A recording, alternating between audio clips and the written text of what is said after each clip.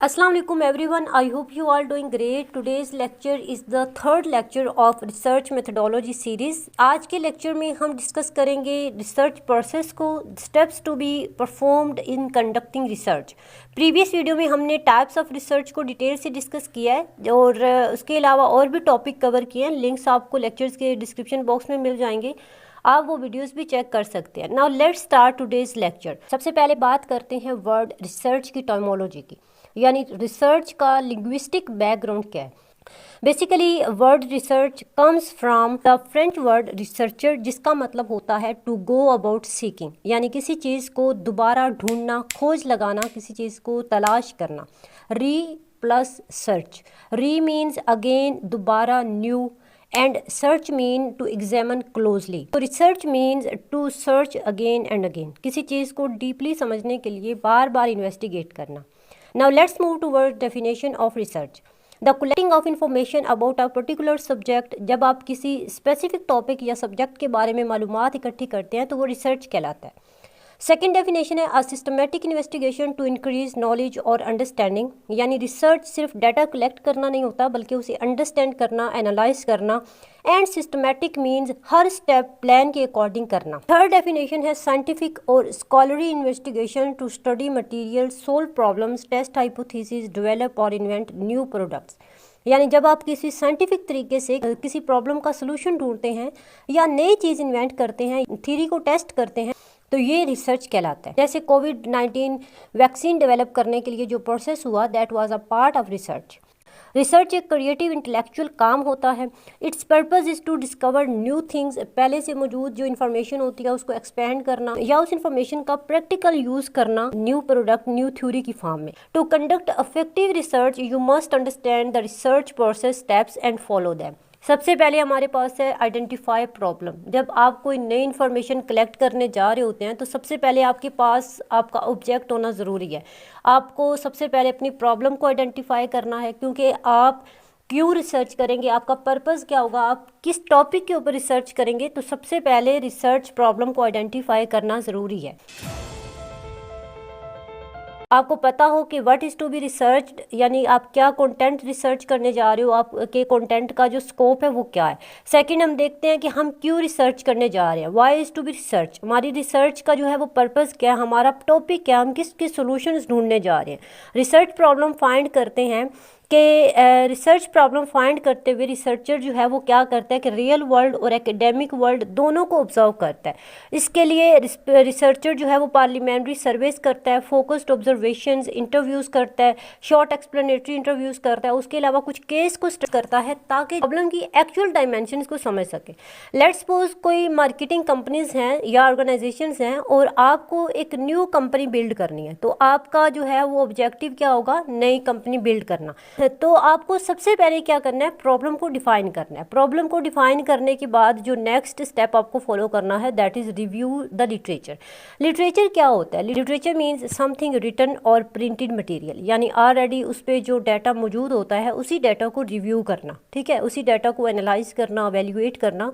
So reviewing the literature का मतलब है कि रिसर्चर यानी आप अपने प्रॉब्लम या रिसर्च टॉपिक से डायरेक्टली रिलेटेड जितना भी डाटा ऑलरेडी मौजूद होता है, एकेडमिक वर्क्स या जितने भी मैगजीन्स हैं या जो भी डाटा आपको मिलता है उसको रिव्यू करते हैं। रिव्यू करने का मतलब ये नहीं है कि आपको जस्ट बुक्स को रीड करना है, मैगजीन को रीड करना है या कॉलम्स को रीड करना है, बल्कि रिव्यू का मतलब होता है कि एवेल्युएट करना, मीन्स उसकी स्ट्रेंथ देखना, उसकी वीकनेसेस को देखना, उसके मॉडल्स को, थीरीज को और कंक्लूजन्स को डीपली ऑब्जर्व करना। लिटरेचर रिव्यू के बेसिकली 3 पर्पसेस होते हैं कि एक रिसर्चर जो है वो लिटरेचर को क्यों रिव्यू करता है। अक्सर स्टूडेंट्स ये क्वेश्चन भी रेज करते हैं।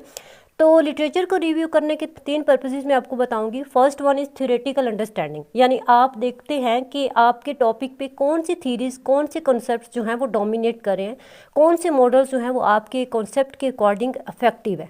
उसके अलावा आप देखते हैं मेथोडोलॉजिकल अंडरस्टैंडिंग, आप एनालाइज करते हैं कि पहले डाटा कैसे कलेक्ट किया गया है, सैम्पल साइज़ क्या होता था, कौन से टूल्स जो हैं वो प्रूवन हैं, कौन से जो हैं वो प्रॉब्लमेटिक है। तो इन चीज़ों को आप पहले एवेल्युएट करते हैं, अंडरस्टैंड करते हैं। Third one is identify research gap. This is most important purpose. Research में एंगल गैप, कॉन्टेक्स्ट गैप या फिर मेथड का गैप होता है, तो ये चीज़ आपको ये जानना बहुत ज़रूरी है।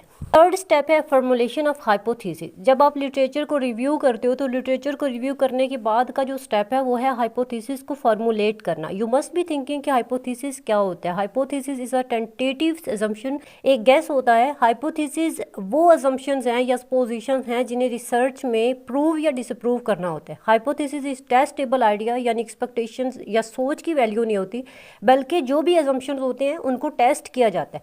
आप अपनी प्रॉब्लम को लेके कुछ सपोज करते हो, अजम्पशंस बनाते हो कि ये बेस्ट हो सकता है, ऐसा हो सकता है, वैसा हो सकता है, तो इसी अजम्पशन को टेस्ट किया जाता है। हाइपोथेसिस रिसर्च को जो है वो राइट ट्रैक की तरफ गाइड करता है कि आप अपनी जो डायरेक्शंस हैं उसी में रिसर्च करें। तो जब आप एक हाइपोथेसिस बना लेते हैं तो उसके बाद आपको अगला स्टेप करना होता है रिसर्च प्लान, यानी रिसर्च डिज़ाइन करना होता है। इस स्टेज पे आपको अपना रिसर्च प्लान करना होता है।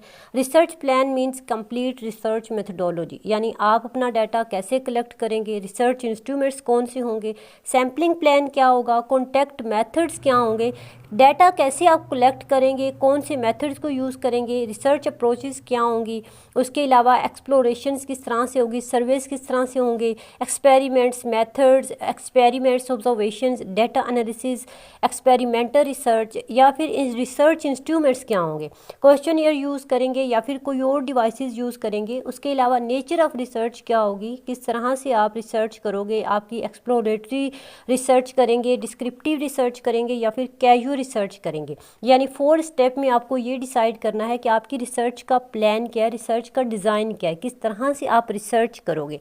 नेक्स्ट स्टेप आपको फॉलो करना है डाटा कलेक्शन। रिसर्च प्लान के बाद आपको डाटा कलेक्शन देखना है कि आपको रिसर्च, बेसिकली डाटा कलेक्शन जो है ये रिसर्च का एक बहुत इंपॉर्टेंट पार्ट है, इंटेग्रल पार्ट है। इस स्टेप में रिसर्चर डाटा कलेक्ट करता है, क्योंकि डाटा के बगैर हम रिसर्च नहीं कर सकते। डाटा कलेक्शन के लिए काफ़ी टेक्निक्स यूज़ की जाती हैं, for example primary data, questionnaire, experiments, surveys, interviews etcetera, या फिर सेकेंडरी डाटा जो पहले से अवेलेबल होता है, जैसे books, reports, articles, journals, libraries, newspaper, magazines या फिर जो है वो मैन्युस्क्रिप्ट जो होते हैं। यानी आपको क्या करना है, आपको प्राइमरी डाटा कलेक्शन करना है या फिर आपको सेकेंडरी डाटा कलेक्शन करना है, यानी आपके किस तरह से डाटा कलेक्ट करोगे, आपकी डाटा कलेक्शन किस तरह से होगी। ठीक, तो डाटा कलेक्शन के बाद आपको क्या करना है, उस डाटा को एनालिसिस करना है। ठीक है, मीन्स जितना भी डाटा आपने कलेक्ट किया उस डाटा को एनालाइज करना है, उस डाटा को अंडरस्टैंड करना है और रिजल्ट्स फाइंड आउट करने हैं। उस डाटा पे डिफरेंट स्टैटिस्टिकल और मैथमेटिकल टूल्स को अप्लाई करना होता है। ठीक है, उसके अलावा कोरिलेशन एनालिसिस किया जाता है, फैक्टर एनालिसिस होते हैं, क्वांटिटेटिव और क्वालिटेटिव डाटा को डिफरेंट मेथड से एनालिसिस किया जाता है। क्वांटिटेटिव डाटा नंबर्स में होता है और स्टैटिस्टिकली उसको एनालाइज किया जा सकता है। उसके अलावा क्वालिटेटिव डाटा जो होता है वो वर्ड्स में होता है, तो उसको थीम्स के थ्रू एनालाइज किया जाता है, जैसे कोडिंग, टैबुलेशन या फिर इंटरप्रिटेशन। सो डाटा एनालिसिस के बाद आपका जो स्टेप होता है वो होता है रिपोर्ट राइटिंग। जो टॉपिक है, ये जो स्टेप है, ये रिसर्च का फाइनल स्टेप होता है। इसके अंदर रिसर्चर अपनी पूरी रिसर्च को रिटन फॉर्म में प्रेजेंट करता है। रिपोर्ट में title, pages, introduction, literature, reviews, methodologies, उसके अलावा फाइंडिंग्स, डिस्कशंस और कंक्लूजन्स को ऐड किया जाता है और एक फाइनल रिपोर्ट तैयार की जाती है। एक फाइनल जो है वो प्रेजेंटेशन, एक फाइनल रिसर्च को प्रेजेंट किया जाता है। सो यहाँ पे आज का लेक्चर एंड होता है। आई होप आपको रिसर्च प्रोसेस अच्छे से समझ आया होगा। कोई भी पॉइंट कहीं से भी आपको समझ नहीं आता तो आप कमेंट सेक्शन में पूछ सकते हैं। वीडियो अच्छी लगी हो तो लाइक लाजमी कर लेना, चैनल को सब्सक्राइब कर लो। अपना रखना ख्याल। अल्लाह हाफिज़।